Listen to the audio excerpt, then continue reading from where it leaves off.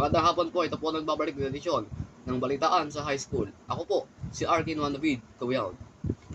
Sa ulo naman nagbabagang balita, parte ng barangay Anongo, Kutubig, Northern Samar, binaha.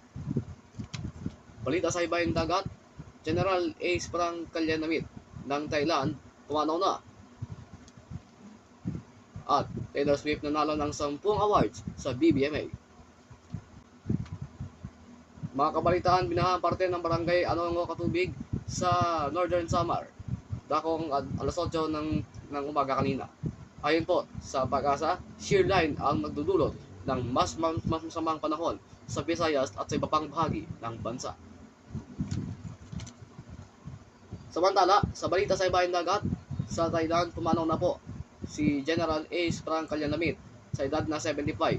Ayon po sa ulat ng Thai PBS, namatay si Kalyanamit sa sakit na lung cancer. Ayon po sa isang sundalo, hindi kasali sa politika ang retail review. At sa balitang showbiz, Taylor Swift nanalo ng 10 awards sa BBMA. Sa isang video po ng BBMA, pinasalamatan po ni Taylor Swift ng 10 milyong beses sa mga fans at sa BBMA. Pasok dito sa listahan. Nakakuha naman ng Chart Achievement Award si Mariah Carey. Yan po ang kabuuan ng balitaan sa high school. Ngayon pong araw ng Martes, ika-21 ng Nobyembre 2023. Ako po, si Arkin Juan David Cawiao, nag-uulat para sa balitaan sa high school.